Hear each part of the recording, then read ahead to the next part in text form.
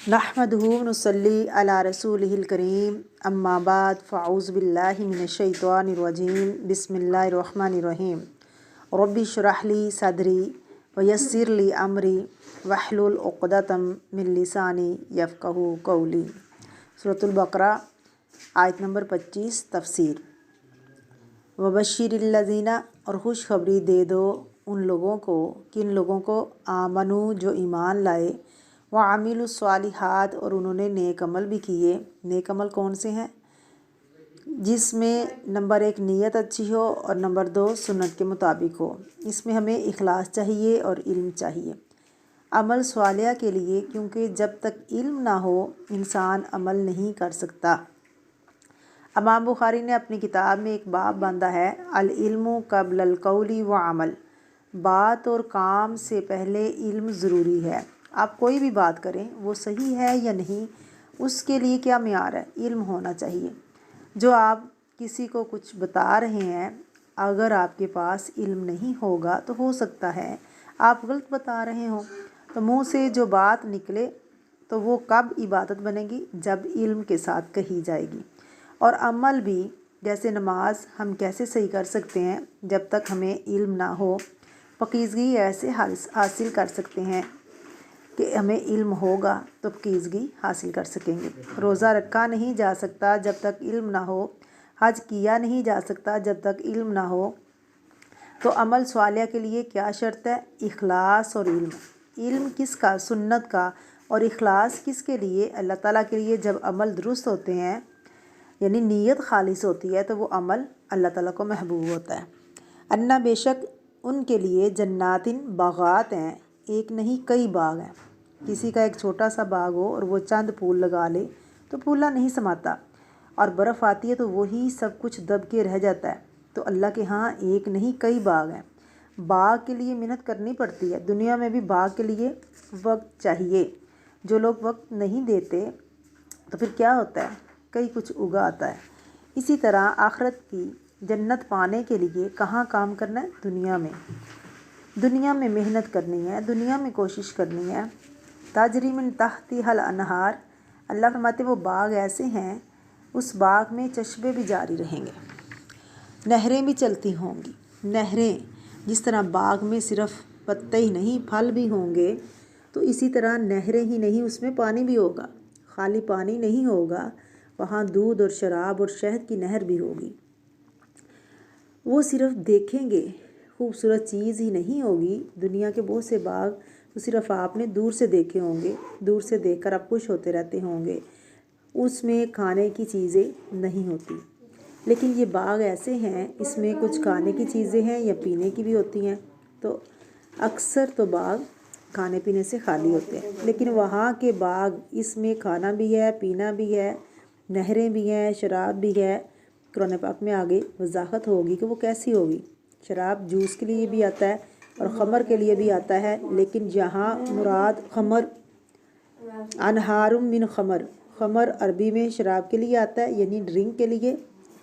कुल्लमा रूज़ी को, जब कभी वो रिज़्क़ दिए जाएंगे उसमें से, यानी जन्नत में से, मिन समरातिन, फलों में से, एहतमाम के साथ जो रिज़्क़ दिया जाएगा, यानी जन्नत के बागों में फल होंगे, वो उनको दिए जाएंगे खाने को। क़ालू, तो वो एकदम कहेंगे, रिएक्शन क्या होगा?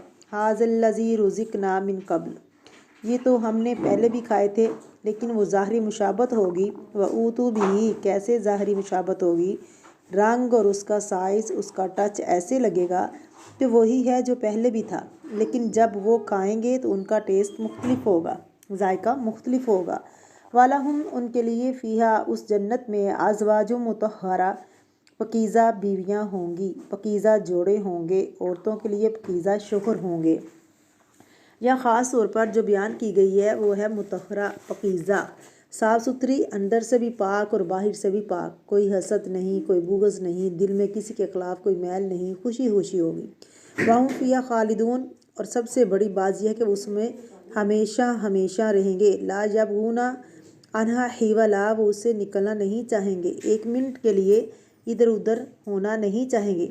जब जन्नती जन्नत में चले जाएंगे और जहन्नमी जहन्नम में चले जाएंगे, तो एक फ़रिश्ता मुनादी करेगा کہ اے جنتیوں، اے جہنمیوں، آج کے بعد کسی کو موت نہیں آئے گی، موت کو مینڈے کی شکل میں ذبح کر دیا جائے گا۔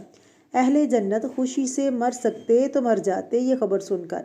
آخری درجہ کیا ہوتا ہے؟ کسی کی زبردست خوشی والی خبر سن کر وہ مر جاتے، اور اہل جہنم غم سے مر جاتے یہ خبر سن کر۔ یہ وہ جگہ ہے جس کے لیے اللہ تعالیٰ نے اپنے بندوں کو پیدا کیا، سبز زمین بنائی، آسمان بنایا، اپنی پہچان کروائی اور یاد دہانی کروائی، رسولوں کو بھیجا، کتابیں بھیجیں، عبادت کے طریقے سکھائے۔ کیا کہا کہ یہ کر کے میرے پاس آؤ، اور پھر یہ ہے وہ جگہ جو اللہ تعالیٰ کی تخلیق ہے، ماسٹر پیس ہے۔ باقی تخلیق بھی بڑی پیاری ہے، آسمان کی تخلیق بڑی پیاری بنائی، اور جو سب سے خوبصورت چیز ہے وہ ہے جنت جو مومنین کو ملے گی۔ وہ کس کے لیے ہے؟ اپنے ان بندوں کے لیے ہے جو اپنی خوشی کے ساتھ، اپنی چوائس کے ساتھ اپنے آپ کو اللہ تعالیٰ کے آگے جھکا دیتے ہیں، سب سے زیادہ اس سے محبت کرتے ہیں، سب سے زیادہ اسی سے ڈرتے ہیں، سب سے زیادہ اسی کی رسپیکٹ کرتے ہیں، اور اسی کو اپنا مطلوب، مقصود، محبوب بناتے ہیں۔ دنیا کی ہر چیز، خواہ وہ مال اور اولاد ہی کیوں نہ ہو، خواہ وہ گھر بار اور بزنس ہو، کچھ بھی ہو، سب سے زیادہ ہر چیز سے بڑھ کر کے ان کا رب ہے، یعنی سب سے بڑھ کے محبت کرتے ہیں اپنے رب سے۔ انجام اور جزا، اور سب سے بڑھ کر اس جنت کی شکل میں یہی وہ چیز ہے۔ اس کے مقابلے میں باقی تمام چیزیں فانی ہے، کل من علیہا فان، ہر چیز فنا ہونے والی ہے، کچھ بھی نہیں بچے گا۔ جس چیز کو ہم سمیٹ کر جمع کر کے رکھتے ہیں سب چلا جائے گا۔ اللہ کے سوا کوئی چیز ایسی نہیں ہے جو ہمیشہ کے لیے ہو، اللہ ہمیشہ رہے گا۔ جس چیز سے انسان محبت کرتا ہے وہ سب اس کو دکھ دیتے ہیں، وہ انسان کو اطمینان نہیں دے سکتے۔ اب دیکھیے دنیا میں تڑپتے ہیں، کہتے ہیں کہ یہ چیز مل جائے، جب چیز مل جاتی ہے تو کیا ہوتا ہے؟ اب پھر آپ کہتے ہیں اس میں یہ خرابی ہے، اس میں وہ خرابی ہے۔ دنیا میں کوئی ایسی چیز ہے ہی نہیں، نہ کوئی ملک، نہ علاقہ، نہ انسان، نہ کوئی چیز ایسی جو انسان کو خوشی دے سکے، اس کا مطلوب نہ بنائے، مطلوب نہیں ہے، مقصود نہ بنائے، جو مقصد ہے اس کو پورا کرے۔ وہ کیا ہے؟ یا ایھا الناس اعبدوا ربکم الذی، اے لوگو عبادت کرو اپنے رب کی، یعنی انسان کا مقصد جو ہے دنیا میں آنے کا صرف اللہ کی عبادت ہے۔ پھر جنت، اور جنت کی قیمت کیا ہے؟ محنت، کوشش۔ جیسے کوئی باغ لگائے تو اس کے لیے اس کو محنت کرنی پڑتی ہے، اگر آپ باغ لگائیں تو آپ کو محنت کرنی پڑے گی۔ جنت کے لیے بھی کوشش کرنی چاہیے۔ بار بار جنت کا لفظ آتا ہے اور باغ کا لفظ سنتے ہی کوشش یاد آنی چاہیے۔ جنت ملے گی نہیں محنت کے بغیر۔ اللہ تعالیٰ ہمیں محنت کرنے والا بنائے، محنت کرنے کی توفیق عطا فرمائے۔